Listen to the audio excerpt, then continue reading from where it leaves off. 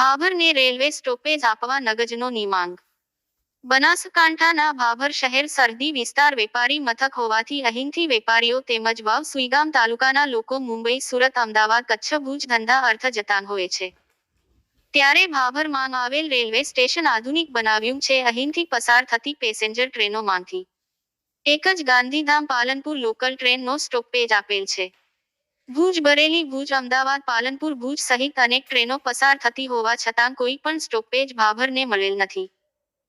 આ બાબતે રાજ્ય સરકાર, કેન્દ્ર સરકાર સુધી ભાભરના દરેક સમાજના આગેવાનોએ, વિવિધ સંસ્થાઓ, રાજકીય આગેવાનો દ્વારા લેખિત રજૂઆત કરવા છતાં ભાભરને સ્ટોપેજ ના મળતા બનાસકાંઠા સાંસદ પરબતભાઈ પટેલને થરાદ જઈને રજૂઆત કરતાં સાંસદ પરબતભાઈ પટેલે કેન્દ્ર સરકારને પત્ર લખીને રજૂઆત કરવા છતાં માંગ ના સંતોષાતા વેપારીઓ દ્વારા મીટિંગનું આયોજન કરવામાં આવ્યું હતું। ભાભરની આર્ય સમાજની વાડીમાં બિન રાજકીય મીટિંગ બોલાવીને ટ્રેનનો ભાભરને સ્ટોપેજ ના મળે તો 5/4/2024ના ટ્રેન રોકો આંદોલન કરવાની ચીમકી ઉચ્ચારી રેલવે વિભાગને અલ્ટિમેટમ આપવાનું નક્કી કરવામાં આવ્યું હતું।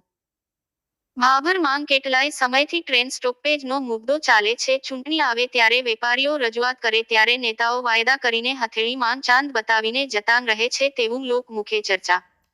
ટ્રેન સ્ટોપેજની માંગ ત્યાંની ત્યાં હાલ તો ભાભર શહેરના લોકો ટ્રેન રોકો આંદોલનના મૂડમાં જોવા મળ્યા। વાડીમાં તારીખ 1/2/2024ના રોજ ભાભરના તમામ વેપારી સાથે મળી અને વિવિધ 4 ટ્રેનો ભાભર સ્ટોપિંગ છે એમનું એટલા માટે કરીને આજે બધા ભેગા થયા છે।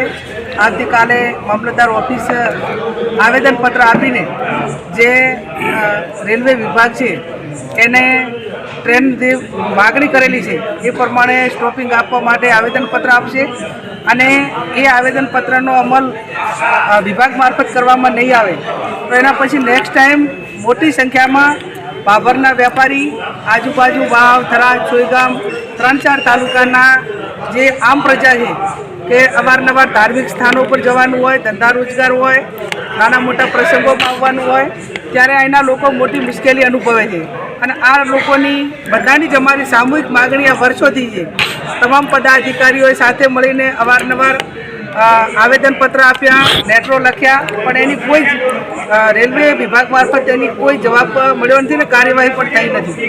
એટલે એની ગંભીરતાપૂર્વક જે આ માગણી છે એને ગ્રાહ્ય રાખવા માટે આવેદનપત્ર આપી અને આવેદનપત્રથી સ્વીકાર નહીં થાય અને એનો અમલ નહીં થાય તો મોટી સંખ્યામાં રેલવે રોકો આંદોલન રાખી અને એનું જે વિભાગનું ધ્યાન દોરવામાં આવશે અને આ સ્ટોપિંગ માટેની માગણી કરવામાં આવશે।